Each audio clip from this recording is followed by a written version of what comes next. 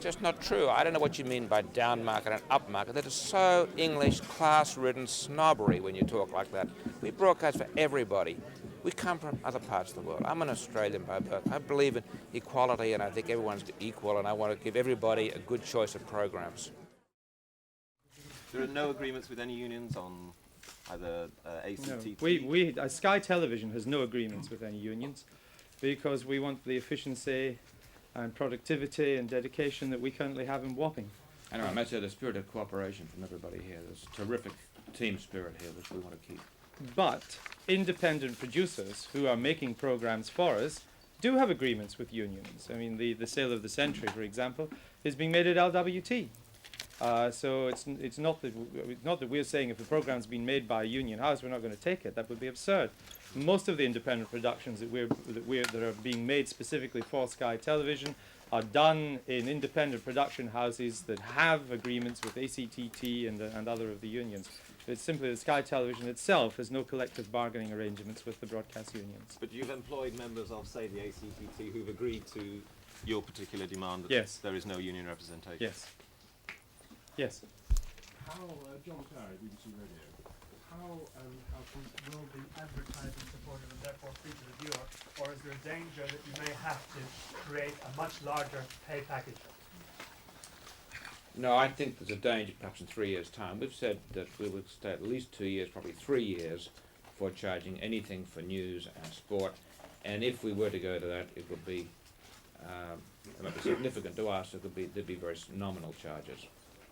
They found it in America that, for instance, CNN found that it needed revenue, and the cable systems pay anything from, I think, 10 up to 25 cents per month per viewer in the basic cable systems. So and indeed, here, the cable systems will be paying us from the beginning of next year for those channels, I think 15p a month. But there could be a charge in 3 years for your news channel. This is for people at home with the dish if encrypted. Could be, not certain at all. Certainly nothing can happen for 2 years because the deal that we've done with the cable companies involves the 4 basic channels, arts, news, sport and the entertainment channel, to be part of the basic cable system. So people will get that simply by subscribing to cable. They're not premium channels.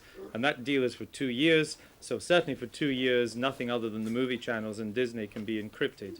And it's really a question of the economics. If the cable industry in this country really takes off, then we will get revenues from the service fee that they will be paying us for our basic channels. I mean, CNN in America would be bust today if it wasn't for the 15 or 20 cents that it gets per subscriber for each of the cable companies. Now, if cable doesn't take off in this country, then that isn't a source of income for us. And so we'll have to consider down the road, as Rupert says, if the advertising revenues don't hold up, whether we should encrypt or not. But the charge for these channels would be much, much less than it would be for the for the movie channels. What sort of sum? Who knows? You also get in the sport. I don't think. 10p or something. I mean, practically nothing. The interesting thing in America is that with ESPN, now that they're buying rights to much bigger events and spending multi-millions on rights, they're charging the cable operators something more than they were a year or two ago. And it could be that the rights battle here will get so expensive that in 3 years' time we feel something is reasonable. Who hasn't asked a question yet? Let's have some. Yes. John Ferguson, Video Week. The window between video and satellite tends to be a year these days. Will 20th Century Fox be seeking to reduce that window? Between... I'll just give them a chance. We're rolling. How big a commercial risk are you taking by launching these 4 channels today? Well, we're risking many millions of pounds, but we've done that before. Sometimes we've been right and sometimes we've been wrong. If it continues to run... That's what adds spice to life. If it continues to run at a loss, where are you going to get the money from to keep it going? We have other businesses, and it depends how much of a loss, but we don't expect that. We think this is catching the imagination of people and is a wonderful breakthrough for everybody, but we'll see. How much? And of course, it won't stop it making too much money. There'll be plenty of competitors. How long are you going to give it? When have you got to make a profit? Oh, a few years. How much money are you prepared to lose? I don't know, whatever it takes.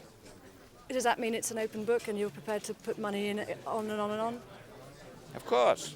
I mean, nothing's forever, but for several years, certainly. Is it a very important project to you personally? Yes, well, everything is. All we do is important, and we throw ourselves into it as part of the... I can find people who work for me tell you that. We all get very committed to what we're doing. Is this the most important project you have on at the moment? Today, absolutely. What do you say to those people who argue that more channels will mean simply more worse programs? I think there are a lot of snobs who don't know what they're talking about. Just have a look at our programs and see. We have a lot of better programs here than you will see right now. And they will get a lot better. Will you go down And I believe in choice. If you look at it, you'll see we're well upmarket. A great amount of stuff that's on BBC One and even BBC Two. Although I admit I do enjoy Neighbours. Would you like to give an example of the kind of thing which is upmarket of BBC Two? I was saying what was downmarket on BBC Two. There's some great upmarket things there too that nobody watches. But I think you'll find our Frank Boff documentaries will be outstanding. You'll find that there'll be programs that any station in the world would be very proud to carry, as will many other things.